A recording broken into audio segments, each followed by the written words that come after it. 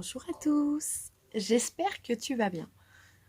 Aujourd'hui, je voulais te poser une question. Est-ce que tu prends soin de toi au quotidien? J'aimerais bien le savoir. Mais surtout, si tu ne le fais pas, est-ce que tu sais comment on fait pour prendre soin de soi au quotidien? Je vais te donner une petite astuce ou plusieurs suivant ce que je vais dire. Tu veux savoir ce qu'il faut faire pour s'octroyer un petit moment de bien-être au quotidien? Fais une to-do list. C'est relativement super génial d'avoir une to-do list. Car tu n'oublies rien de ce qu'il y a à faire. Et surtout, tu peux organiser toutes tes tâches pour ta journée. Et là, tu pourras te créer une petite place pour un petit moment pour toi tous les jours. Tu peux le faire, je le fais. Mais ça peut être n'importe quoi, hein. Un petit moment où t'es bien, tu te sens bien. Peut-être faire une passion que tu n'as pas fait depuis longtemps. Pourquoi pas? Ouais. Si tu as envie de lire ce livre depuis 3, 4 mois, 1 an, et tu n'as jamais le temps de le lire, eh bien, tu vas pouvoir commencer à le lire chaque jour pour le terminer rapidement. Et oui. Donc, ce que tu peux faire, c'est que la veille au soir, par exemple le dimanche soir pour le lundi, une fois que tout est posé, si tu as des enfants qui sont couchés, voilà, au lieu d'aller devant la télé, regarder des bêtises, hein, qui sait? Car il y a des choses à la télé que tu devrais même pas regarder. Non. Ce sera un autre sujet de vidéo, tu verras. j'ai plein d'idées en tête, c'est... Voilà.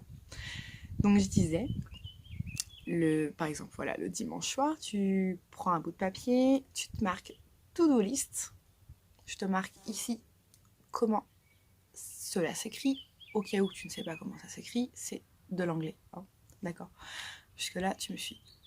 Tu notes tout ce que tu as à faire le lendemain. Mais vraiment, tout ce que tu as à faire pour le lendemain. Et surtout, ne te surcharge pas de travail à faire chez toi, par exemple. Enfin, surtout pour les tâches ménagères. Parce que si tu veux faire ton ménage de printemps dans toutes tes pièces de la maison, ce fameux lundi matin, tu vas être sûr de pouvoir tout finir. Parce que si tu ne finis pas, tu vas être frustré de ne pas l'avoir fait. Et là, ça va te plomber le moral. Ta confiance en toi, elle va baisser. T'imagines même pas. Et du coup, tu vas te sentir de mauvaise humeur. Tu vas mal dormir parce que t'as pas fait ça. Et le lendemain matin, tu vas te réveiller, le mardi matin, là. Tu vas être pas bien parce que tu auras mal dormi. Tu vas travailler du mauvais pied, entre guillemets. Hein, tu sais la fameuse expression du mauvais pied. Bref. Et du coup, tu vas passer mardi une journée de... Enfin, tu m'as comprise, d'accord? Une journée épouvantable. Voilà, j'ai trouvé un mot un petit peu plus approprié.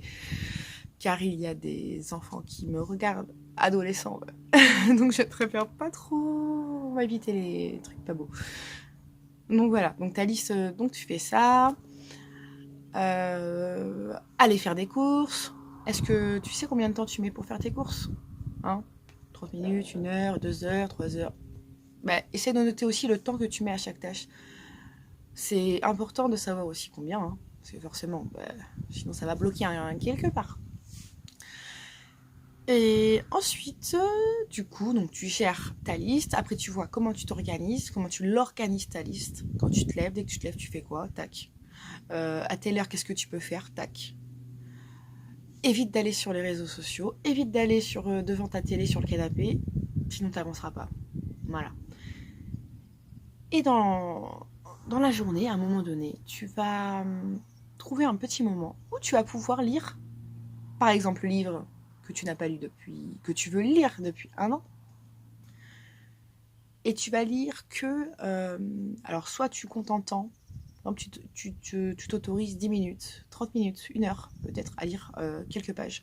Sinon, tu peux te dire, tous les jours, je me cale 10 pages à lire de ce livre.